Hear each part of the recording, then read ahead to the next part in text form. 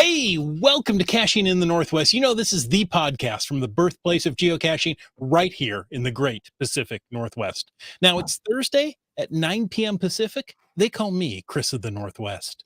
And we're going to talk about geocaches and geocachers from here and all around the world. So while you're recharging your cell phone for the fourth time today, we'll be caching in the Northwest.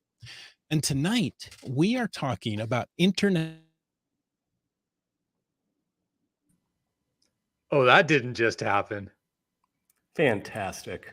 All right. Well, we're I off. think it was to a the great dancing start. that did it. I think the dancing threw everything off. Do you guys dance like that at the club, Jay, or is that just something you do for the podcast? I dance like that at the club. I just find a table, sit down, Sure. have a nice beverage, and start swinging my arms wildly around. I would love to see you guys at the club. It I think seems that like would one be of those pretty things where cool. nothing could possibly go wrong. So, Except this. except Chris apparently, has never looked better, if we're being honest. he looks pensive. They really got him at the perfect time there. Yeah. And I'm really curious what he's thinking about now. he does look deep in some sort of a thought. He does. Oh, now he's gone. There we go. Well, folks, Do I get paid more since it's just the two of us now, or is you get this paid double. double? Okay, good. Yeah. Because I was already it was kind of a false advertising that you guys invited me, and it turns out Wits End wasn't here. I wouldn't have come if it wasn't. Well, that's the only way we can get you on the show. You kind of lured me in with a Wits End promise, and now it's not only no Wits End, but no Chris, and I'm left with you. It sucks for you, doesn't it? This is a real problem, and I'm all right. like Well, if this you could close be quiet for to just a minute, ditching. I'm going to go through Chris's stuff here. Okay. All right. All right. Thank you. Okay. All right. Hey, look, I'm the guest here, buddy. Let's just cool it. I think all right? everybody knows how this rolls at this point. So, all right, we're talking about International EarthCache Day 2023 with returning audience favorite, at least audience favorite, RockChalk. Was there a survey that I'm unaware of? Somebody took some liberties with that copy. And I want to point out that favorite was spelled with a U because I wrote it. Of course. So is that like the opposite of U.S. favorite? It's like does it mean something different to you guys? Yeah, it does. Okay. I figured. It's like a subtle backhanded favorite. Sure. That makes sense. There we go. Hello. He's back. Thank He goodness decided you're to join back, Chris, us because Jay has just been off the rails, man. I mean, yeah. You're trying to have a professional podcast here, and this guy, I mean, he's ganging up on me. Wait a minute. It was just one-on-one. How could he be ganging up on you? It's how he is. It's how Canadians are. He snarkily called me an audience favorite, and then I'm like, please, Chris, come back. And now you're back. So now we can get on with professionalism. Whew. Thank you for being here. You're welcome. You're welcome. How far did I get into that? Because I had called you an audience favorite when I realized, hey, how come nobody else is moving on screen?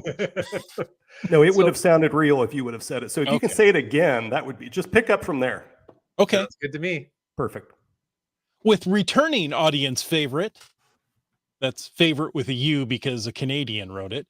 RockChalk, as always, live audience, share your thoughts because I missed half of them. Yeah.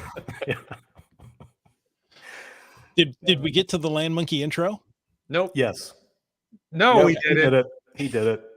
Don't let him talk about himself again. Okay. Oh, I take it he didn't read what I had written then. No, I haven't even read it yet. Haven't even cold read it. Wishful thinking on my part. Go ahead, Jay. I'm going to introduce myself or No, I'll do it. It's time to bring in our granite-based gibbon. Some say he's the reason for second opinions. And others say he's faster on his feet than a tap dancing cheetah. All we know is he's called Land Monkey. The reason for second opinions, I think RockChalk would definitely agree with that. Hey, nice book. I was using it to hold up my microphone. Oh, were you? I was wondering if you were going to burn it on air or something. Now there's an idea. God, how little do you think of me, Jay, that you think I would burn this fine book? To stoop to that level? This. No, it's perfect for leveling out a table at a restaurant. It really, no, truly, this is what it was doing. It was doing a great job of it. And then I thought this was too high. So I decided to move it. Look at that nice picture of him on the back too. He's got signal. Yeah, that is a great Cool. picture of Signal. Yeah. Wait. Does he have the official permission to reproduce Signal on the back of the book? That's a good question. Did you, Jay? Did you talk to anybody at HQ about this? Oh, I think Jay's locked up now suddenly. There's some great information in here. There you Well, go. All right. Sorry. if his microphone was Go ahead. working, he would like to say it's a great time to appreciate the support of our patrons. That's right. That would include Landsharks, LANDSHARK. Yep, that's right. Z.ca. I went too fast for myself. I wasn't sure if I got all the letters in that word. They are one of our corporate Denali level sponsors. Remember that you can check it all out at landsharks.ca, including other travel adventures that may be coming up. So always check that out. And our other corporate Denali level sponsor, well, that's Gold Country Geotourism. Visit exploregoldcountry.com, learn more about the geotours, the region, the adventure labs, the all kinds of amazing things to check out up in Gold Country. And you can find them on Facebook or download the app. And folks, let me tell you, if you want to know more about supporting this here podcast, well, click that Patreon link on the cachingnw.com website. Yes, and sharp-eared and possibly sharp-eyed viewers will notice we're one host short tonight. So Wits End, I noticed. unfortunately, Wits End couldn't be with us this evening. So, you know what? As we always say, reach out to him on X. It's just not right. It still doesn't sound right coming out of Twitter. out of the mouth. Yeah. It's like, what are you talking about? Okay. The social media formerly known as Twitter. Gotcha. And of course, Facebook. Reach out and say hi to him. Tonight, I do have a little bit of news, and I thought this was very interesting. This came across my Google feed. This comes from ubergizmo.com, which, I mean, who doesn't want an Uber Gizmo? It's not just a gizmo. It's an Uber gizmo. That's right. All right.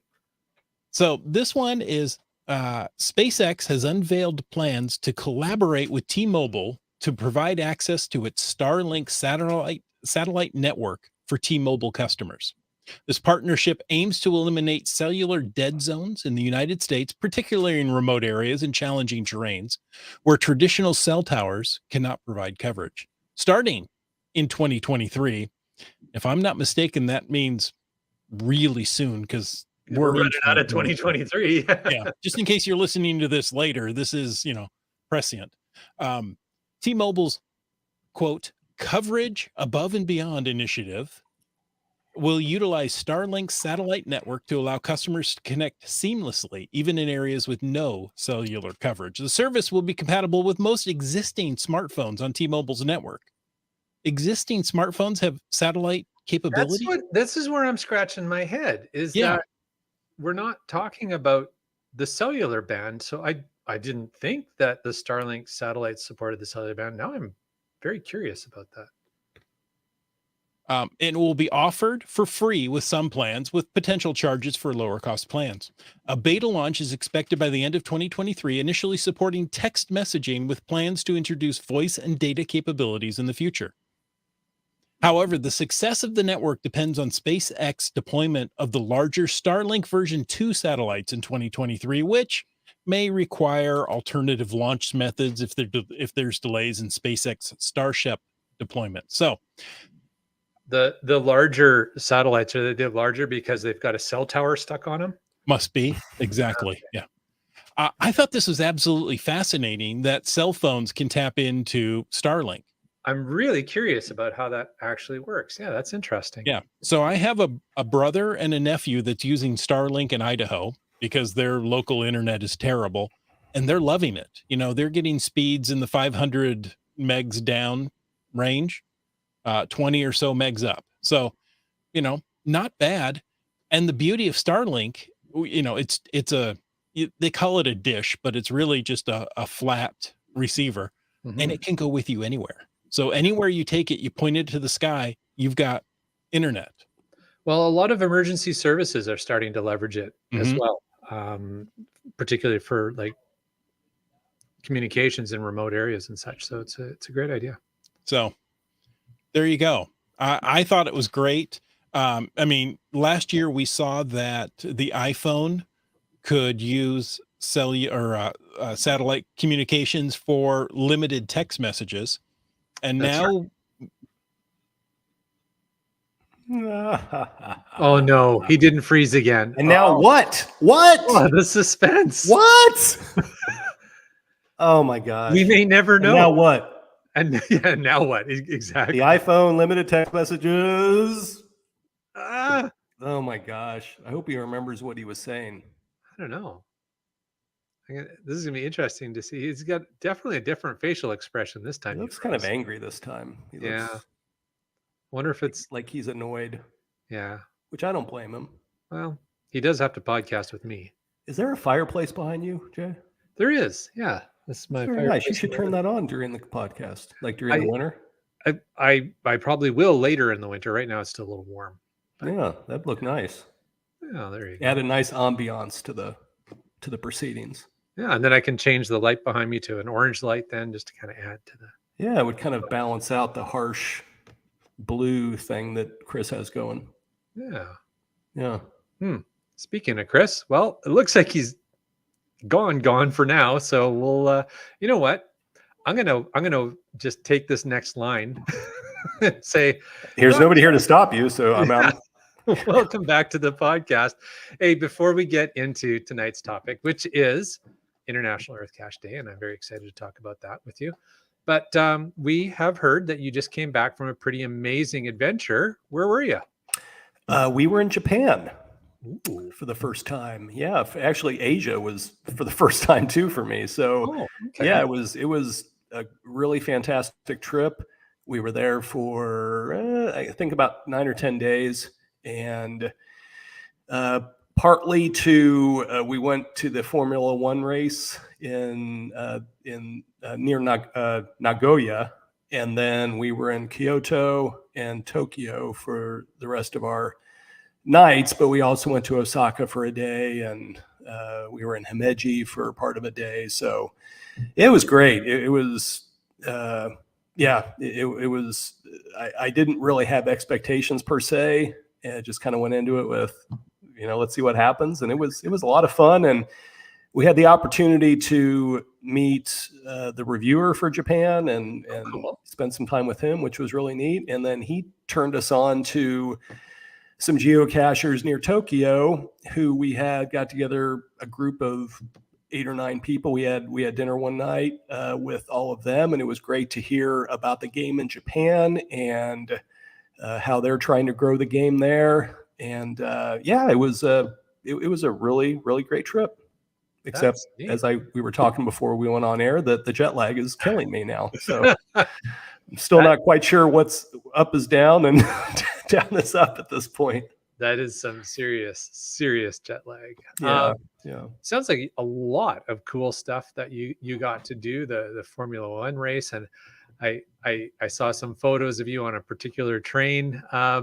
The Hello Kitty bullet train. That was Mrs. RockChalk's request, and of course we made it happen. So that was what was kind of funny about that is the train is literally, if you Google it, it's just it's a bullet train with I don't know how many cars, and they're all decorated as Hello Kitty. And I expected that there would be like just tons of Hello Kitty fanatics that are there to.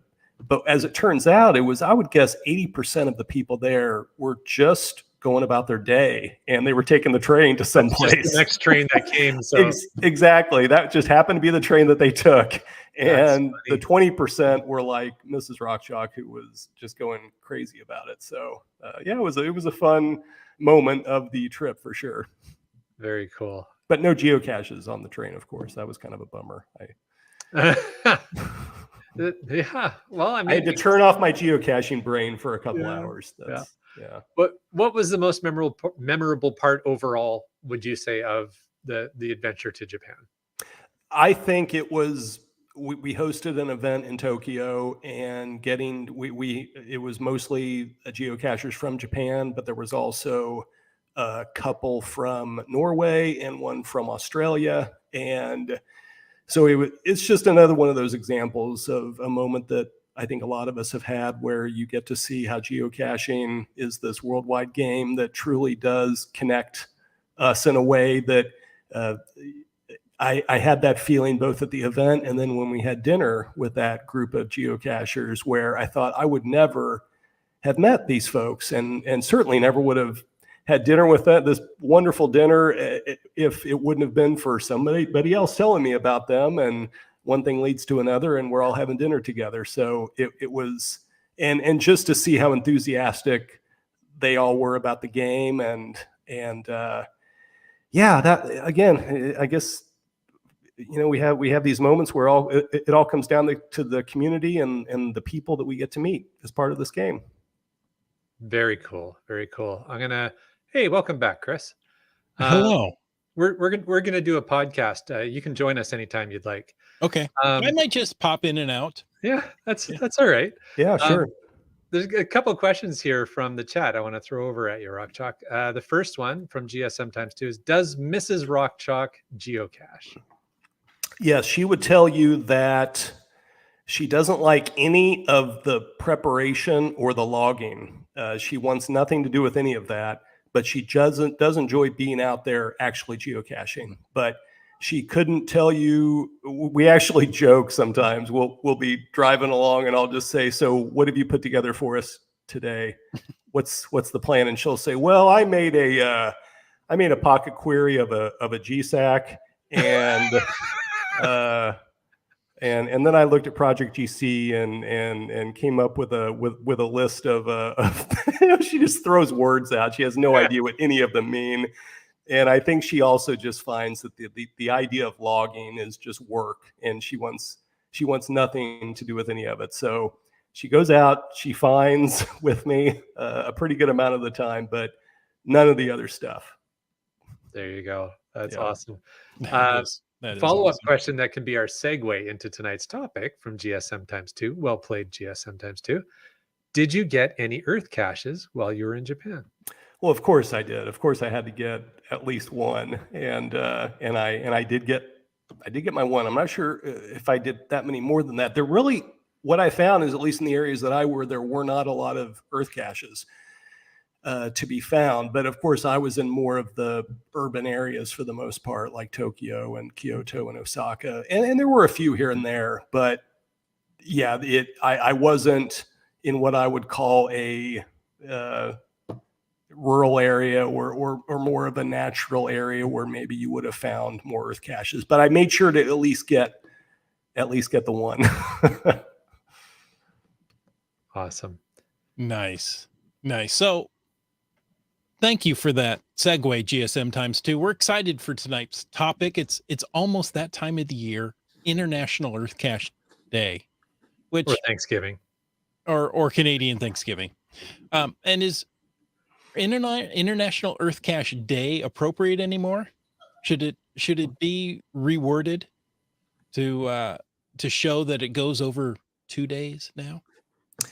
Yeah, I don't know. I mean, I guess you could call it International Earth Cache Weekend, but day still has something of I don't know, it just has a better ring to it maybe. Okay. And that's been the tradition. So, but I'm sure we're open to to other possibilities, but so marketing wins out. Yeah. Okay. I think we've got all this swag that says day on it. So I guess we'll stick with day for the time being. Until you sold out of all those coins, it's going to be International Earth Cache Day. I was going to say, it wasn't that long ago when it was only one day. It was I don't know, eight years ago or so that you guys switched it to be 2 days. Right. Yeah, exactly. And it was one of those things where I think people got frustrated because maybe they missed the one day of the weekend and then felt like they missed out. So it just seemed to make more sense to make it a full weekend deal where people had more of an opportunity. It was never meant to be something that was exclusive or anything like that. It was always meant to be something that brought people into earth science and thinking more about going out and finding those earth caches. So I think 2 days has worked out pretty well for the community. Nice. Now, since this is a celebration coming up, can we learn a little more about the history of earth caching, how it got started? When and where was the first earth cache placed? Yeah, so the first earth cache was aptly named as EarthCache 1, and it was placed by the original GeoWare, who was Gary Lewis. And Gary worked at the Geological Society of America for a long time. And he placed that first earth cache on January 10th, 2004 in South Duras, which is a small village on the south coast of New South Wales, Australia, about a 2-hour drive from Canberra. So yeah, I kind of wondered if that's, I know Jay, being as into earth caching as you are, I wondered if you had ever done that one, but Haven't made it to that continent yet. okay, well, yeah, so there's your something to aspire to. Mhm. It looks like a pretty cool one. But yeah, Gary was involved with the GSA for a long time, and he still is very involved in earth caching. I believe that he still hosts group trips to various places. So, but even though he doesn't work at the GSA anymore, he's still very connected with earth caching. Yeah, it's my understanding as well. Really neat guy to talk to if you ever get a chance, for sure. Yeah, I think the first time I met him was actually at the EarthCache Mega in Duncan, BC, which was right after I started working at HQ. So it must have been in the fall of 2014. And Gary was there, and Matt Dawson, who is the current earth caching guru at the GSA. They were both there, and yeah, that's kind of funny to think back on that event being right up there, kind of sort of in your neck of the woods. Yeah, I know Duncan isn't right next door, but it's closer to you than to me. So I think that was the first mega I ever got to as well. That was pretty early on in my geocaching and earth caching career. So very cool. Hey, while we're talking about these guys in the GSA and such, so that was like the first earth cache. But what was how did the idea of earth caching get started? Was there like planning and discussions at HQ that led up to that, or how did that transpire, Chris? Well, the idea of earth caching actually originated with the Geological Society of America. And I think that's something that's always important to remember and acknowledge, that earth caching is a program of the GSA. We at geocaching.com host the earth caches on our website, but this program is something that was initiated by their organization, and it continues to be an important educational program for them. And it was back in 2003 at a GSA conference, there were some of their members that suggested that the GSA get involved with geocaching.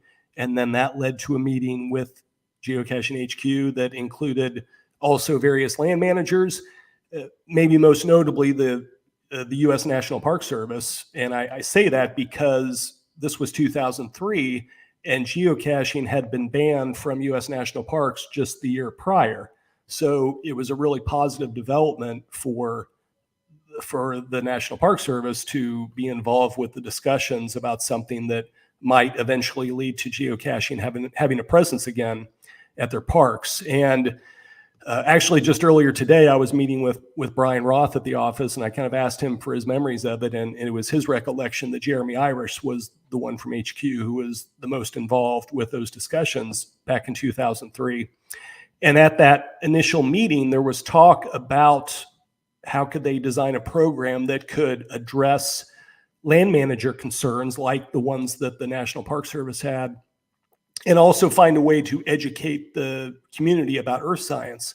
And from there, the basic guidelines were developed, and those guidelines for earth caching still form the core of what are those guidelines today. Wow, that's really informative. Thank you.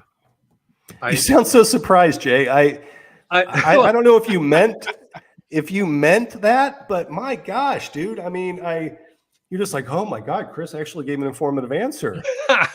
It was more. I wasn't expecting that tonight. Okay, so there was a little bit of that, but it was also just I have for quite a while wanted to have a better understanding of how that all transpired, and you just like completely unpacked it all right there. That like is the gem of the podcast in my eyes.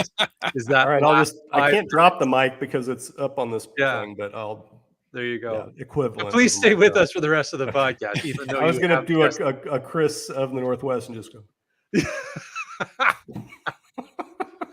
Yeah, we never a already got one of flattering those. pose when I freeze, is it?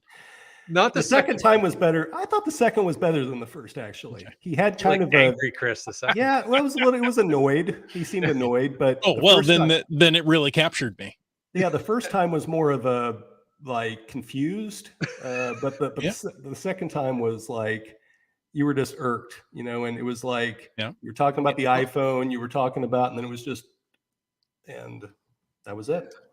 So Well, those are my two major emotions: sure, confused and angry. yeah, no, I understand.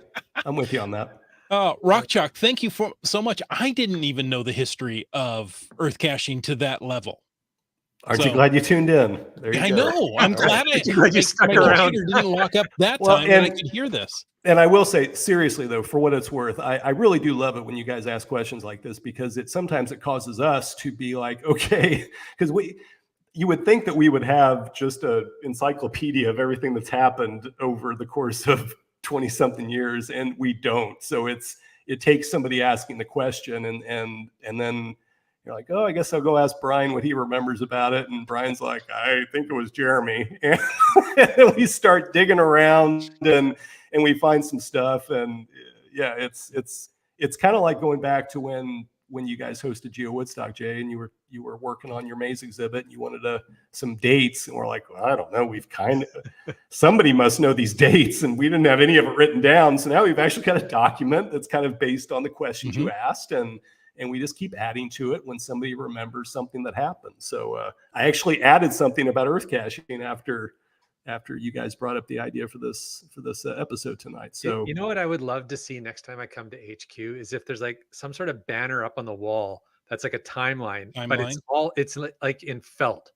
And people just like as new, like, holy crap, you realize this? No, okay, let's go add that. And so like things just like randomly post-it notes and felt marker gets added to this timeline. So you need like a 30-foot flannel graph that you can just keep putting marks on. This is what I want to see when I come visit. That really is about the level of what I could come up with, actually, is probably maybe not felt, but just a big, huge piece of construction paper. And I'll just, take a marker and. Okay. Now I have a question. It just popped into my head. I hope I can get it out before my computer locks up, but you never know. Geo-aware. No, I just did that to fool you. It's kind of like a mantle, like it's like the Dread Pirate Roberts, right? Multiple people have become geo-aware, and it's not a state of being. It's not a state of being. No, it's a mantle. It's a title that's foisted upon someone.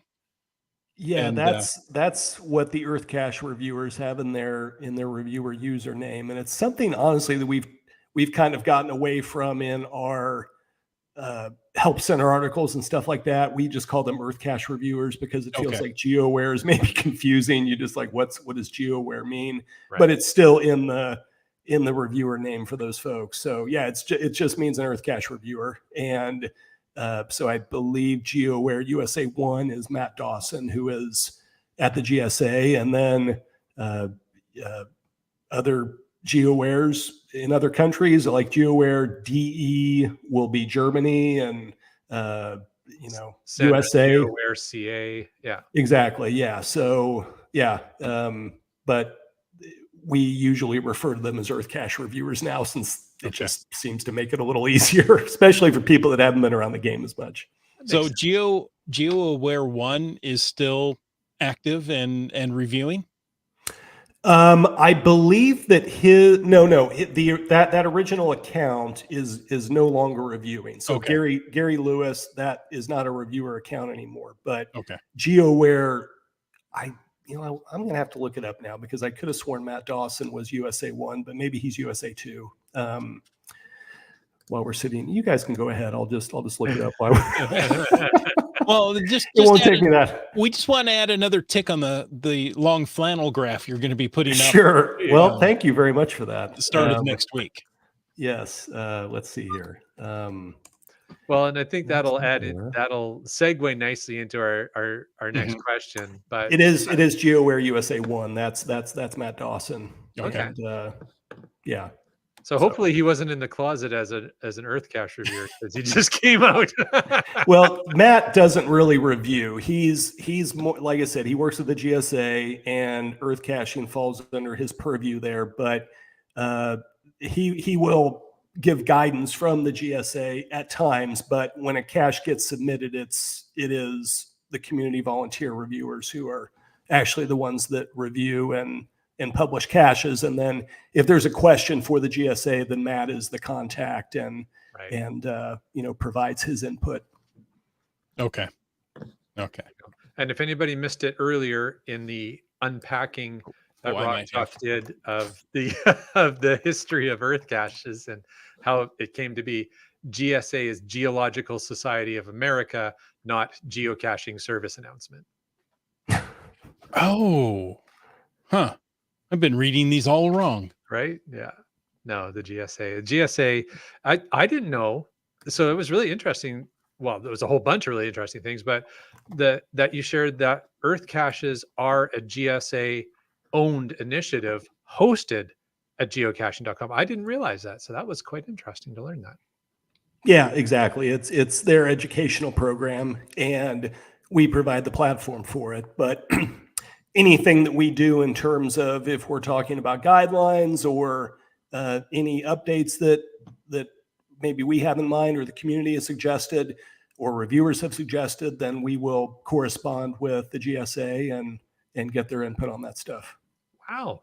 Really interesting. There you go. And then Gary, and then just to kind of circle back, Gary Lewis is GeoAware. That's just it. GeoAware. That was his account, and so there is no, and it is still an active account, but it's not a reviewer account. So that's Gary's account. That's the genesis of the GeoAware name. Exactly. And I believe he was doing it until maybe around 2015, if my memory serves. And then when he departed the GSA, he kept the account, but Matt Dawson then took over as the primary person there at the GSA for earth caching.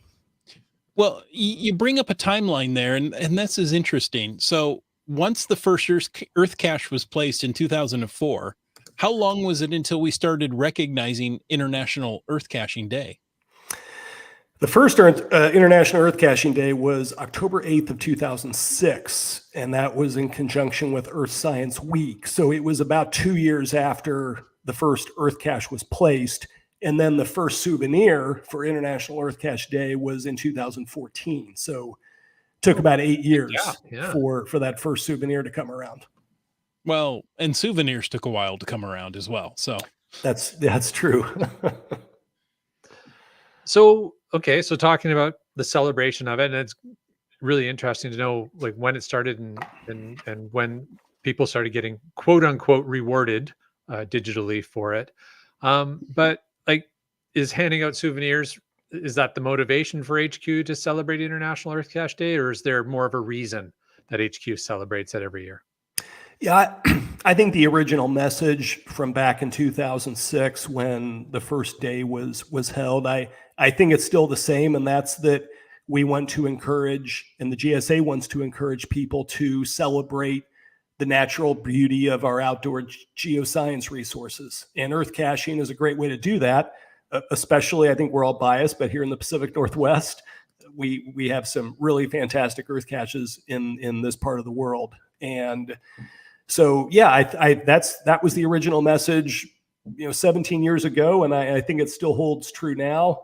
Of course, the souvenirs is important to geocachers as well, but the hope that especially the GSA has, but HQ as well, and I would like to think the community in general, is it's just kind of one of those things that maybe if you're somebody that doesn't always go for earth caches first. And frankly, I'm one of those people. I'm not a geology guy. I'm not an earth science guy. It doesn't come naturally to me. I love caching with Jay when there are earth caches around, because just, hey, what are the answers? And I'll just okay, settle down and just give me the answers. We don't care why. No, I'm happy to know why, but it's like and this is something that we talk about a lot at HQ, because one of the things that we see in some of the surveying that we do is a frustration that some folks have with opening up an earth cache page, and it's like, 15 paragraphs of information, and it's like, okay, yeah, this is interesting, but I'm on my smartphone and I'm here, my kids are crying, and I want to spend some time here, but I don't have time to write a dissertation about whatever this topic is. So for people like myself who might tend to I don't know, I guess I always think of the movie Pee-wee's Big Adventure, and there's this great scene where where the pet store is on fire, and Pee-wee keeps going in to rescue animals, and he keeps passing the snake cage, and he goes after the rabbits and the dogs and the whatever, and he keeps passing the snakes, and he just says, no, I'm not going to do the snakes. That's kind of what earth caching sometimes is for me. I'm like, oh, I'll go to the traditional and the multi and the where I go and the letterbox and the earth cache. I'll save that but okay, maybe this is the weekend that I say, okay, I'm going to pick a good earth cache and I'm going to go out and do it, even though it's one of those things that I maybe tend to shy away from, because I might not feel like I'm up to snuff. Yeah, it's, No, I mean, we could do an entire that. episode just on like that topic alone, right there for sure, and we probably will. But I mean, RockChalk, I have an earth cache out there. Now, I'll say Joy helped me greatly to create this earth cache, but I did get a DNF on the earth cache. Somebody posted a DNF saying, oh, I'm on vacation, I'm not doing homework. So, that's not a DNF. That's a DNF. Yeah. So I think that's more of a did not try than a did not find, but that's another episode. Yeah, exactly.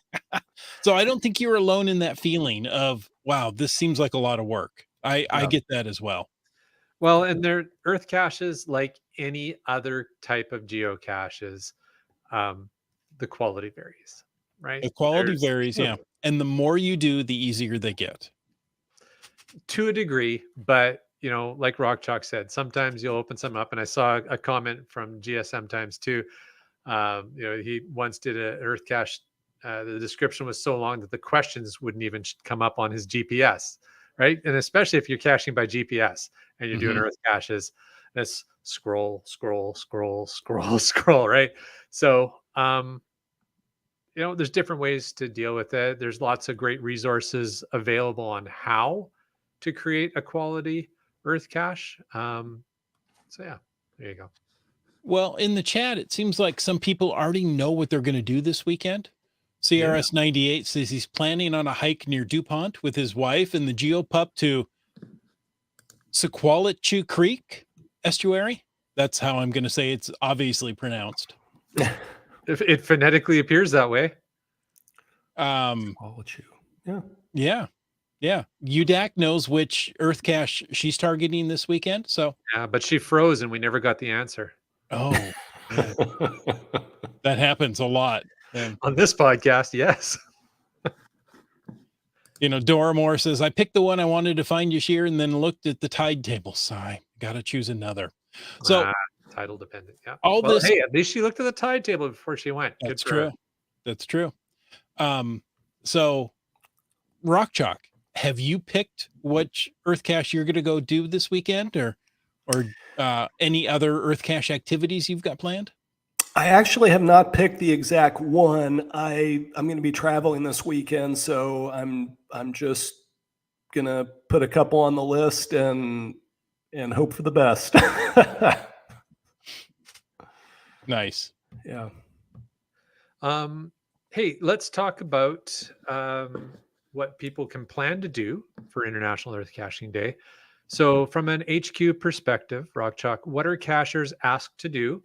What does HQ do to promote awareness of International Earth Cache Day and in support geocachers in doing whatever it is they need to do. And then we're also obviously always curious about how long cachers have to get their caching done and logged. And I know that can be a bit of a tricky question, so maybe we'll leave that to last. But what is supposed to happen on International Earth Cache Days? Yeah, so all non-premium Earth caches are open to everybody throughout the weekend on the geocaching app from 11 o'clock UTC on Friday, October 6th until 10 o'clock UTC on Monday, October 9th. And that's in order to cover time zones across the globe. But I think the easiest way to think about it is get out, find and log an Earth cache on Saturday, October 7th or Sunday, October 8th to get your souvenir, and you'll be golden. Excuse me, can I ask a question? No. Very well, then move on. Move along. Yeah, Jay, what did you Nothing have to see here. I was just curious if Chris was going to freeze as soon as he asked the question. Yeah, I might. So let's get it out quickly. All non-premium Earth caches are available on the app. Are they not always available?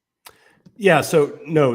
If you're a basic member, yeah, it would not be available to you in the app. You can still see it on the website if you're a basic member. So for those 2 days, For non-premium ones, even basic members can see exactly every Earth cache, is what you're saying. Well, every all non-premium, as long as it's not a premium member only. Okay. So if it's a yeah. premium member only, they still can't see it. Exactly. Okay. Right. That's Exactly. why the caveat. Got it. Right.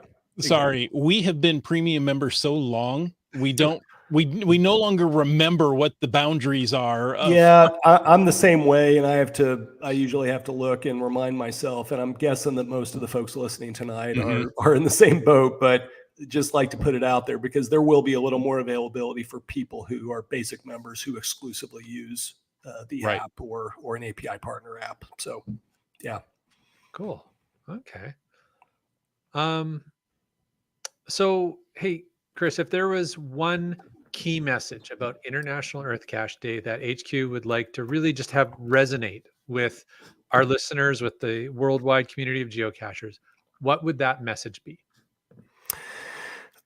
I think it would just be getting out there and exploring the natural world around you and learning a lesson about it. And again, if you're somebody like me, this is maybe that kick in the pants that you need to go and try one of those Earth caches that you've been putting off for a little bit. And there's just a little bit more motivation for it in terms of that souvenir that you get. But yeah, I think it's just a reminder for all of us, but especially the folks who aren't necessarily focused on Earth caching all the time, that this can be a really exciting cache type.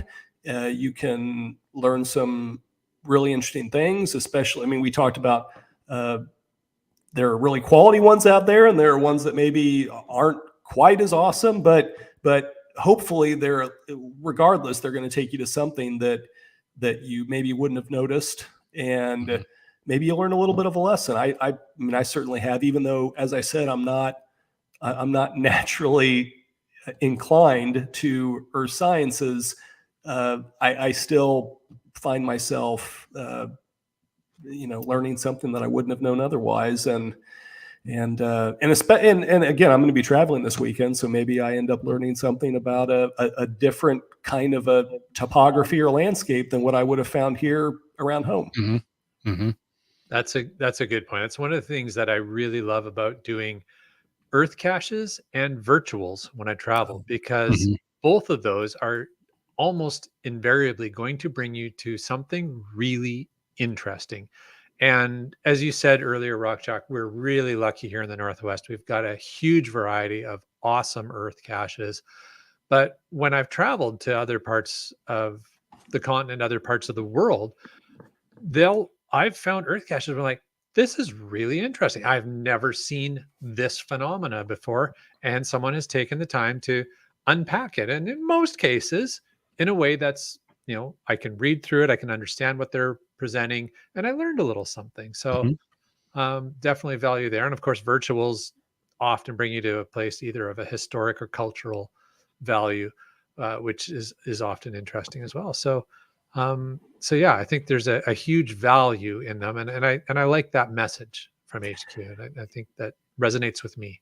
Yeah, and something that also just came to mind, kind of going back to what we were talking about earlier with the origination of earth caching and how, for instance, the U.S., the National Park Service here in the U.S. was involved in those conversations, is that oftentimes, as with virtuals, you might find an earth cache in a place where a physical geocache could not have been placed.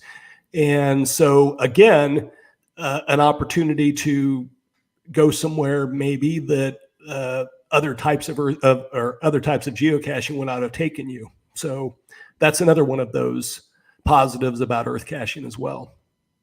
Mm-hmm. Definitely.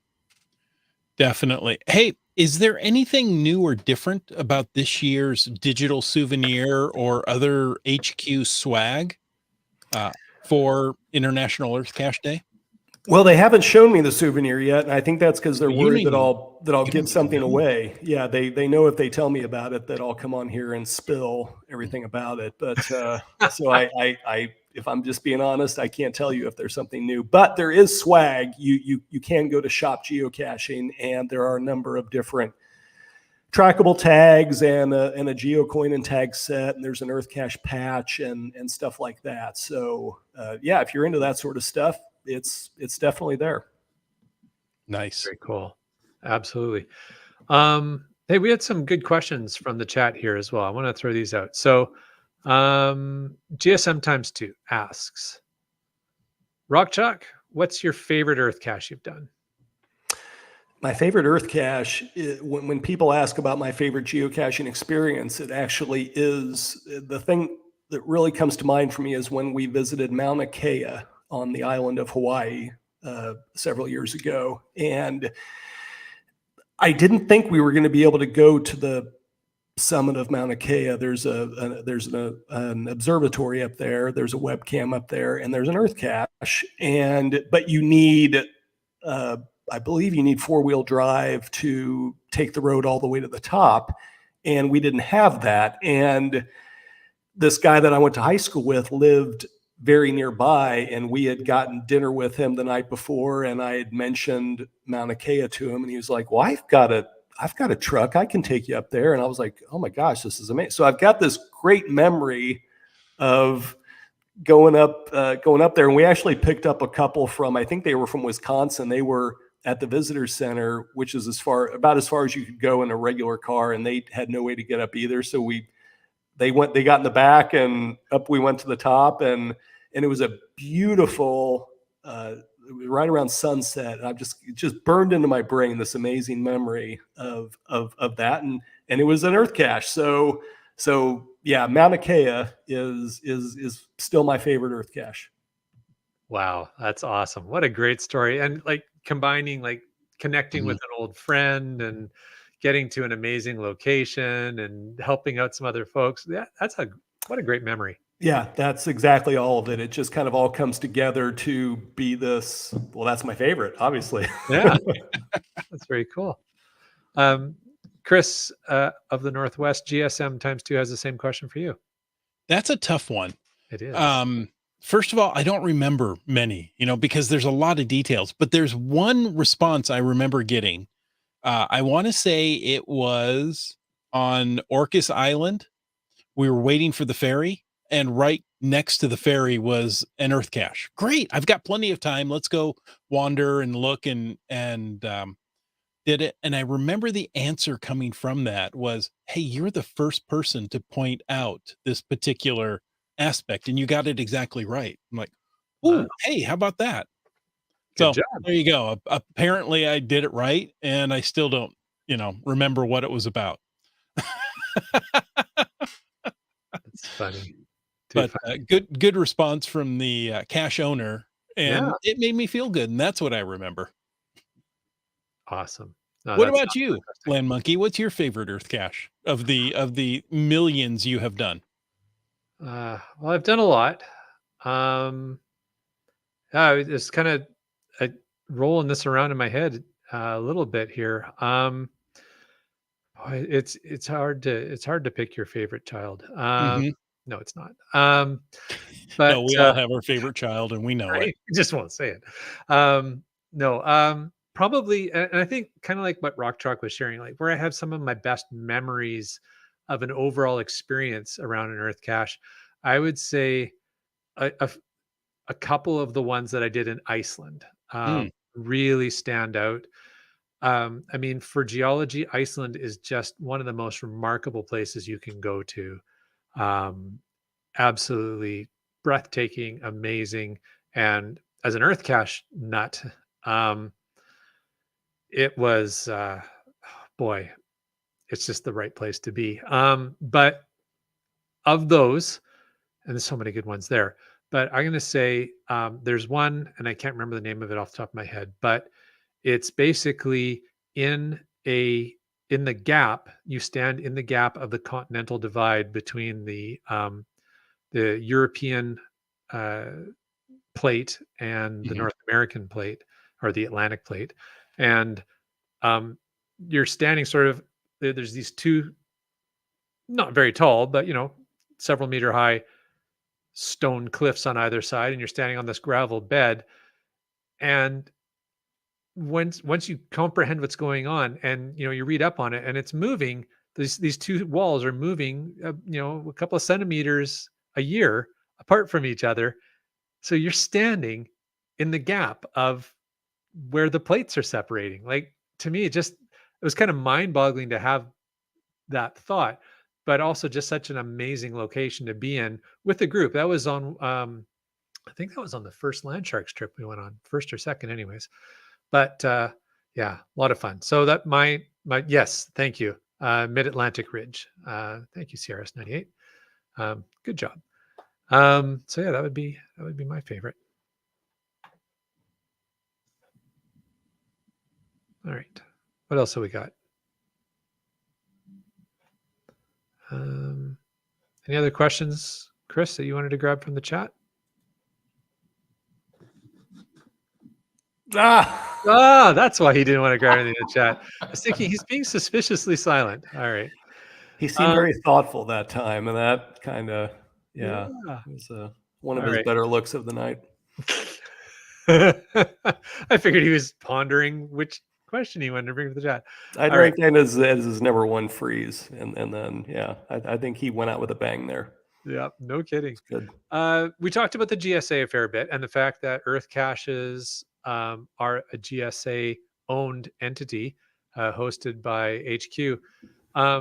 White Coaster asked, and I don't know if you know the answer to this or not, RockChalk, but maybe let us know if you do. Is the GSA ever going to bring back the Earth cache courses? And I think he's talking about Earth Cache Academy that they were hosting for a period. No, I sure don't know that. I think if you're interested though, you could definitely send that question over to the GSA, and Matt would probably get back to you. But no, that's not something that has come up in my conversations with them. Okay, good question though. It was a fantastic resource. I went through and used it myself when it existed. Tick, tick, tick, tick. What else have we got here? I just got a few people. I'll just share a few comments. These aren't questions; they're just some comments of interest. Seebeck Tribe says Annie Organ was able to grab 36 Earth caches in Budapest a few days ago. Wow, that is a lot. Dora Moore shares that she's not hosting International Earth Cache Day dinner this year. Funny. So she's going to be able to get out Saturday for an Earth cache without having to do any cooking first. Nice. That sounds like a bonus. GSM times 2 asks if I was instrumental in getting Earth Cache Day expanded to 2 days. I like to take credit for it. I don't know if I actually have any Yeah, any validity to that feel statement. free to take credit. Perfect. Well, you heard it here first, folks. All right. Seebeck Tribe has 3 Earth caches on her radar while taking the long way from Puget Sound to Leavenworth. That sounds like a very fun adventure. Leavenworth, a beautiful place to be any time of the year, but particularly in the winter. What else have we got? Doramore logged 12 Earth caches in Ireland last month. Congratulations. Oh, and one of those was her 200th Earth cache find. Congrats on the milestone. What else have we got? Brian Lang is one Earth cache hide away from being a platinum Earth cache master. I'll get the lead out and you can turn that lead into platinum. All right. CRS98 says he has Earth caches where he asks you to do math based on measurements you make while at ground zero. You don't need to log them on site. That's what drafts are for. Well, I've got a lot of those, believe me. Yep. What else have we got? GSM times 2 asking the listening audience if any of them have set an Earth cache as premium. If so, why? Great question. So generally, Chris, premium caches, you set a cache, like when you create a geocache, you can set it as premium, and that means that only premium members, so only paying members of geocaching, can see them. Correct? So that's what we're talking about. I just want to make sure I got my facts straight. Correct. So what would be the purpose of setting an Earth cache to premium?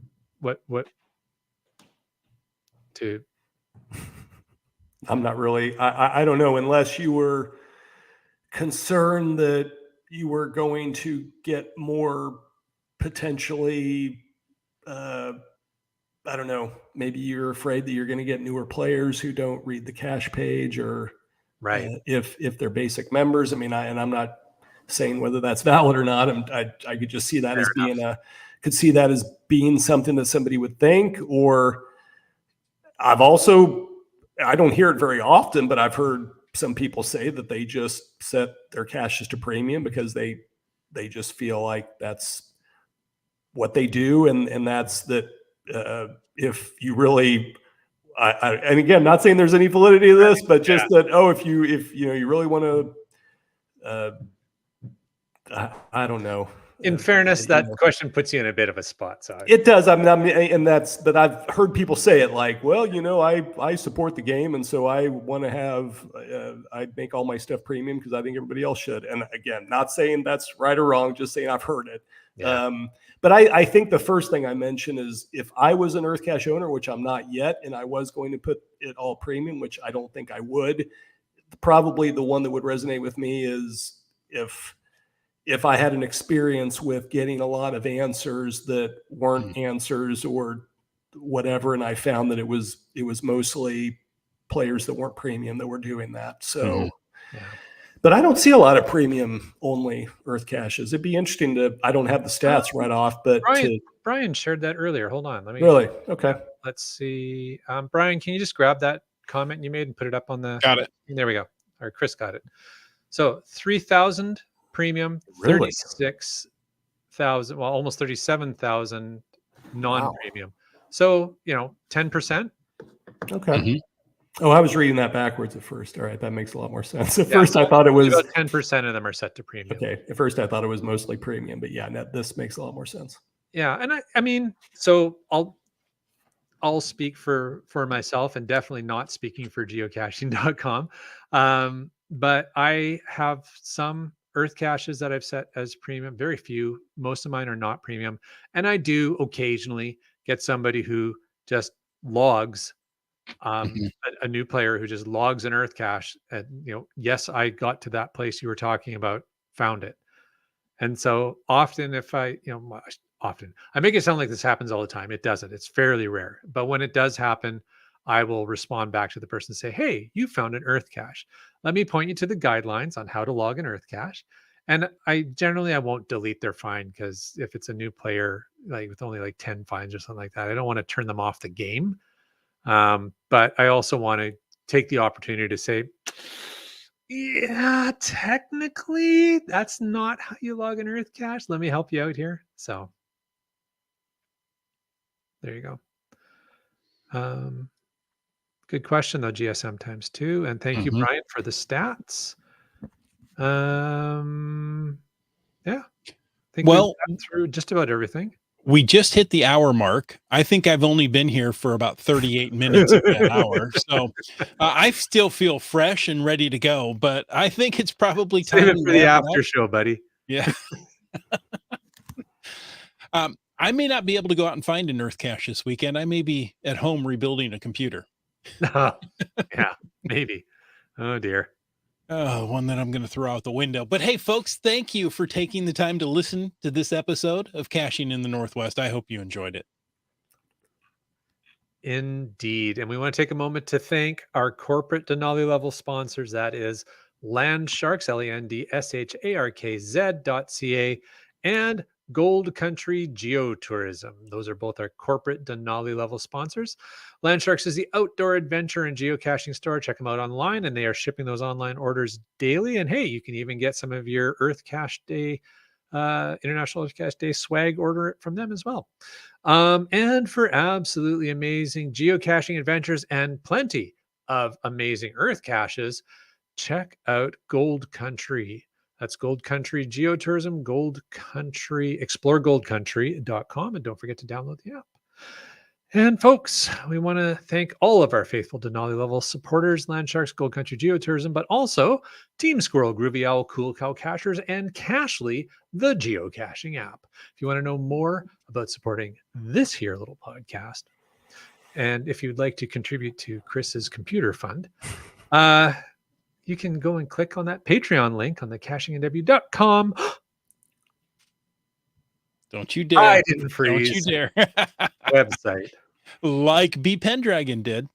And Antaeus. Kid Vegas 19. RE5 4 3 2 1. Great questions in the chat. GSM times 2. On his way for his honeymoon, GeoNav Pro. How about our newest patron, Nervous Energies? Welcome to the family there. My favorite Geo rapper, MC3 Cats. And the Camp Clan. And you talks to rocks, appropriate for today's show. Kitty Quest. M-Nerve. Green Words. If you're a spilly drinker, you're going to have a wet coaster. And Seebeck Tribe. Subway Mark. Genies. That's appropriate for today, right? A few of these names are, including this next one, BC Rockcrawler. And of course, the LG 9000. And the Korsgat. And Segehov. Skyhawker. Ooh, Limax. Peach of Washington. Kev. MacD. Helping me remember what Earth caches I've done. It's CRS 98. Team Noltex. Having some fun in the chat as well tonight. It's UDAC. And Ackerdoc. Not cooking dinner for International Earth Cache Day. It's Dora Moore. J-Car. Broncos fan for life. Gas Station Tuna. Boomer 365. Ala Robrick. Logwork.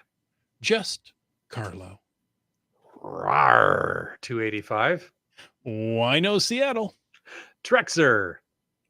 Flagman. Oh, you didn't stand up with your hands on your hip, Chris. No, I did not. Another one of our favorites from HQ. Thanks for your support. Mountain Bike. And another one from HQ, Geocaches. And last but certainly not least, just finding our way.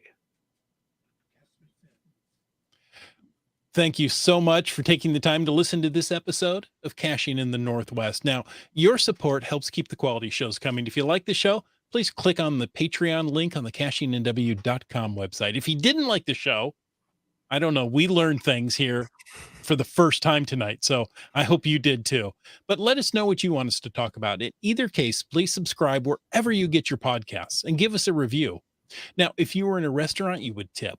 If you were in a live audience, you would clap. But since you're on a podcast, leave us a free, fast, fabulous, fantastic 5-star review. Of course, you can call into 253-693-TFTC and leave us a comment, ask us a question, or help us out with those pesky Earth Cache answers any time of the day or night. I mean, it's okay. You can just help us out there. It would be fine. And of course, you can email us at feedback@cachingNW.com. Join us every Thursday night at 9 p.m. Pacific for a live show and chat. The show is produced by Chris Umfenauer, Jim Paulwitz, Jay Kennedy, and Brian Lang. It's licensed under a Creative Commons Attribution 3.0 license, copyright 2023 by Chris Umfenauer. And folks, I ask you to stay tuned for the after show. I wanted to get through that in one breath, just in case, the computer locked up again.